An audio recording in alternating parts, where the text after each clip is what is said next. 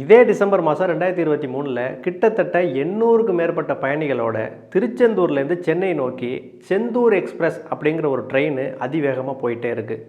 அது போகிற வழியில் ஸ்ரீவைகுண்டம் அப்படிங்கிற ஒரு ஸ்டேஷன் இருக்குது. அன்னைக்கு இரவு அந்த ஸ்டேஷனில் ஸ்டேஷன் மாஸ்டராக இருந்தவர் ஜாபர் அலி.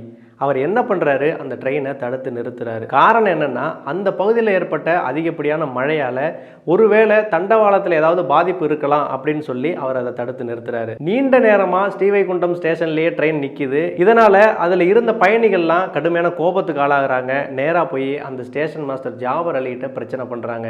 எதற்காக இந்த ட்ரெயினை தடுத்து நிறுத்தி வச்சிருக்கீங்க, உடனடியாக அந்த ட்ரெயினை போக விடுங்கன்னு சொல்கிறாங்க. ஆனால் அவர் மழை வெள்ளத்தால் தண்டவாளம் பாதிக்கப்பட்டிருக்கலான்னு எவ்வளவோ எடுத்து சொல்லியும் அவங்க யாரும் கேட்கறதா இல்லை. இருந்தாலும் ஜாபர் அலி விடாப்பிடியாக ட்ரெயினை விடவே முடியாதுன்னு சொல்லிடுறாரு. அன்று இரவு முழுக்க இது போல பல பிரச்சனைகள் நடந்துகிட்டே இருக்கு. எல்லாத்தையும் ஜாபர் அலி சமாளிக்கிறாரு. ட்ரெயினை மட்டும் விடவே இல்லை. மழையால் ஏற்பட்ட மின் தடையால் தண்டவாளங்களை இரவு நேரங்களில் சோதிக்க முடியலை. அதனால காலையில் விடிஞ்சதுக்கு அப்புறமா ரயில்வே அதிகாரிகளும் ஜாபர் அலி உள்பட பயணிகளும் இந்த தண்டவாளத்தை சோதனை பண்ணி பார்க்கும்போது ஸ்ரீவைகுண்டத்திலேருந்து கொஞ்ச தூரத்தில் ஏற்பட்ட மழை வெள்ளப்பெருக்குனால தண்டவாளத்தில் இருந்த கற்கள் எல்லாம் அடிச்சிட்டு போய் தண்டவாளம் அந்த இடத்துல தொங்கிட்டு இருந்திருக்கு. நல்ல வேளையா ஜாபர் அலி துரிதமாக செயல்பட்டு அந்த ட்ரெயினை அங்கேயே நிறுத்தினதுனால மிகப்பெரிய விபத்து தடுக்கப்பட்டிருக்கு. அந்த ட்ரெயினில் இருந்த 800 பயணிகளும் தனிப்பட்ட ஒரு நபர் ஜாபர் அலியால் காப்பாற்றப்பட்டிருக்காங்க.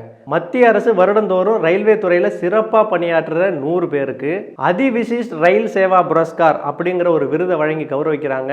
இந்த வருஷம் அதற்கான விருது நம்ம ஜாபர் அலிக்கு வழங்கப்பட்டிருக்கு. தனி ஒரு நபராக போராடி 800 பேரை காப்பாற்றின நம்ம ஜாபர் அலிக்கு ஒரு லைக் பண்ணிடுங்க. இது போல இன்ட்ரெஸ்டிங்கான தகவலுக்கு நம்ம தமிழ் ஃபைல்ஸுக்கு சப்ஸ்கிரைப் பண்ணிடுங்க.